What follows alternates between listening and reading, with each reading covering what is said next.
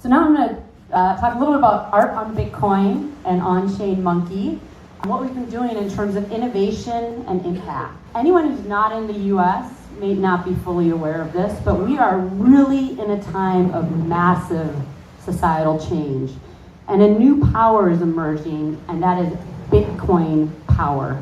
This is Senator Cynthia Lummis, who I was lucky enough to meet this summer in Jackson Hole. She's a laser-eyed maxi. She was just appointed to the Senate Banking Committee on Digital Assets, and upon acceptance of that, she wrote the statement that digital assets are the future.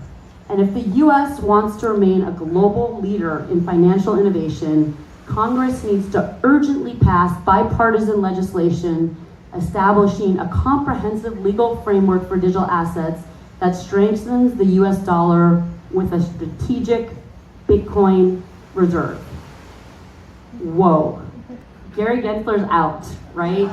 Cynthia Lummis is in, and this is a huge change in how the world is going to view crypto. Not just Trump and Melania launching their meme coins, but I think we're very hopeful, I can't say it's going to happen yet, but that we will have a regulatory framework so that US can come back, so that companies can start in the US, innovation can happen in the US.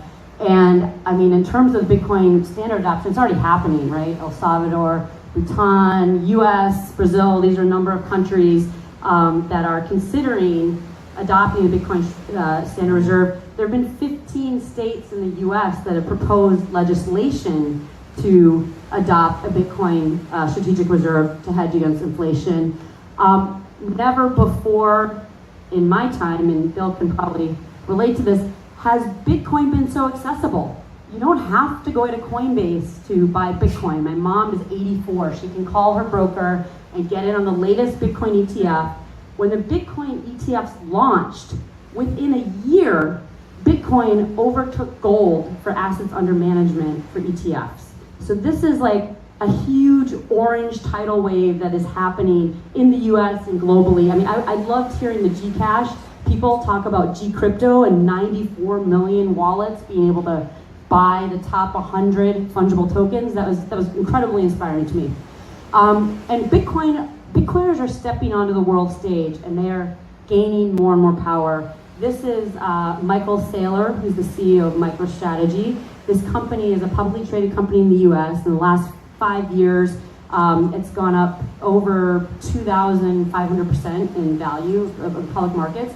And he's basically using convertible debt and buying Bitcoin. So as a corporation, they're adopting the Bitcoin standard. So what happens when all of these whales accumulate their wealth? And what's been happening, frankly, for centuries for people with wealth accumulation, they like to showcase that. And they want to store value, and hopefully that value will go up in value, whatever they're doing. So one of the ways of doing that is art, right? So here's Queen Victoria, circa 1890, commissioning a portrait of herself, right? That was like centuries ago. Now fast forward to 2024, we have a crypto entrepreneur named Justin Sun, who bought one of these 3 limited edition, it's basically conceptual art. It was a banana, literally, like with duct tape mat, like on a wall. He bought this in November for $6.2 million. After he bought it as a statement, he took the banana, he ate it, and he said, this is like digital assets. The value is in the concept, right? So whether or not you believe in conceptual art, the point I want to make is when people get wealth, and our belief is as Bitcoin whales accumulate wealth, they want to put that into art. They want to showcase art. And if they're already digitally native, why wouldn't they want to do it with Bitcoin art? So Bitcoin is a new medium for art. Someone was asking me, well, what's the difference between Ethereum and Bitcoin NFTs? Ethereum NFTs are digital certificates, which are pointers to off-chain file systems. So a founder decides to rug the project, they run out of money, they don't pay their AWS bill. You don't actually own your art, you just own the digital certificate which is being traded.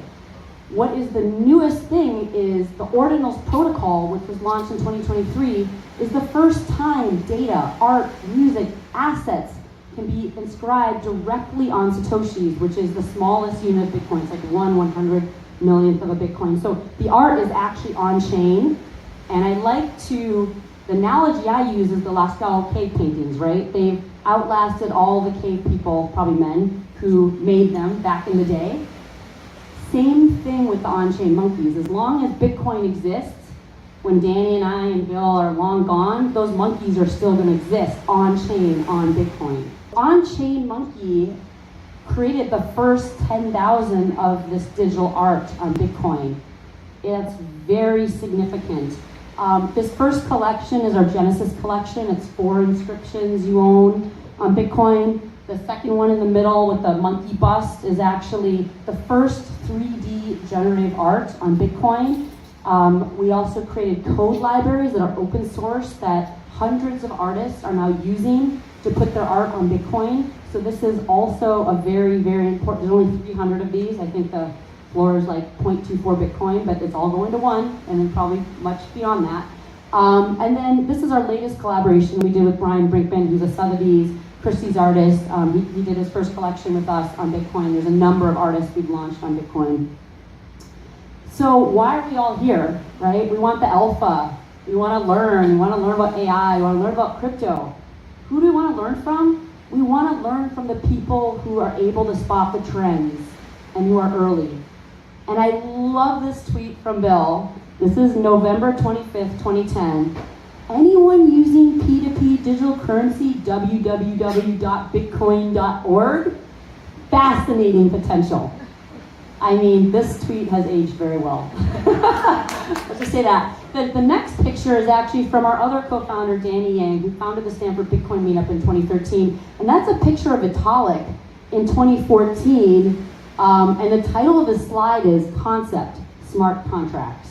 So I feel very privileged every day, and I've been on a steep learning curve keeping up with these guys, but I am literally working with visionaries who have seen the potential of Bitcoin, built multiple companies on Bitcoin over 10 years. So who, if you're trying to decide, okay, maybe I want to get into NFTs and learn more, like who do you want to listen to except the people that have had the vision in Bitcoin and have built on Bitcoin? And you know what? You're all lucky to be here. We are all early in Ordinals. It's only 2 years old. So, and as we all know, the greatest rewards and value go to those who can identify that wave and the winning companies first. And this slide, maybe the numbers might be a little outdated, but these are a bunch of Bill's stable of unicorns and decacorns, first check into Zoom, early seed in Canva. He was our first money into Metagood and is our co-founder and chairman. Bill gets it. I think we all know that. That's why a lot of us are here to learn from him. So with that, I just want to show a 90-second video just for anyone who wants to come notice it and get a kind of sense of our community. We did this for our 3-year anniversary. Let's see if this will play.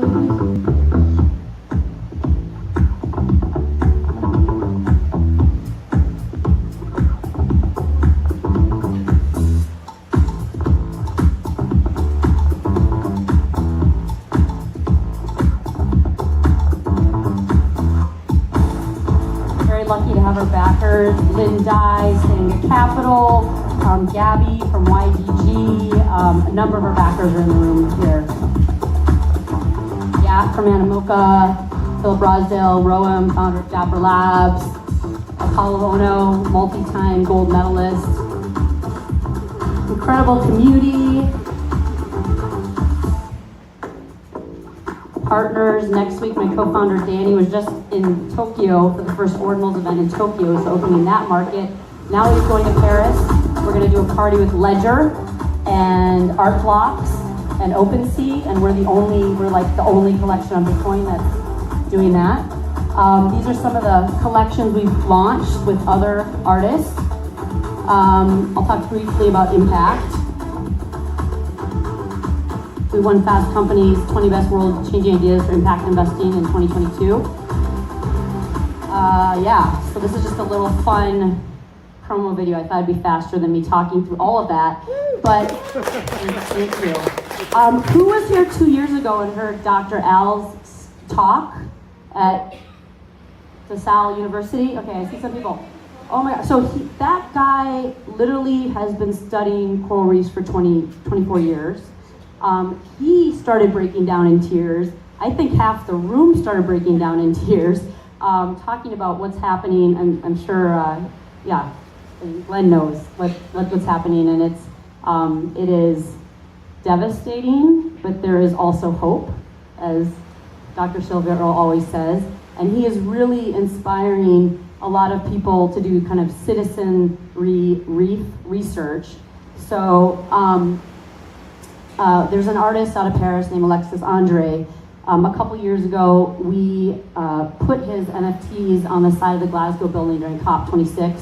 Actually, Bill, I think, spoke virtually on that, so we're the first Web3 company to speak at a COP conference.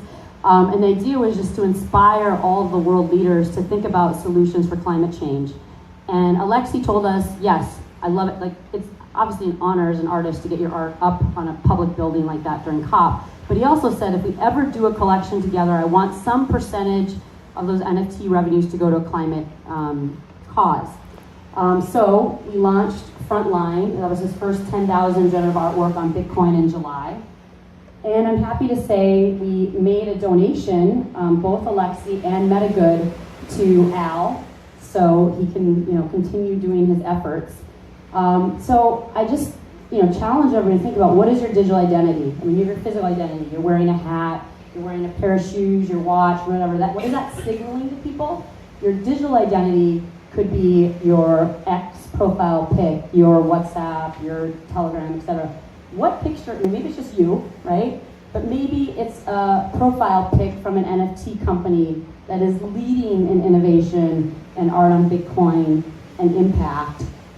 You'll see a lot of these monkeys, like if you see anyone who follows me, they're probably an OnChainMonkey here. That picture was from 2 years ago when I came here, and I had a little layover in Manila, and I just put it out in Discord. Hey, anybody in Manila, like an OnChainMonkey holder, want to meet up? And so we went and had a lunch. Actually, one of our developers is based in Manila, so it was really meaningful to just not only see him on Zoom, but actually meet him in person. And I asked Al, I'm like, can you just send me a picture, like what's going on, like how are those funds being used? So this is just a picture from like a week ago of some of the research that is being funded and the training done for locals to help do coral reef restoration.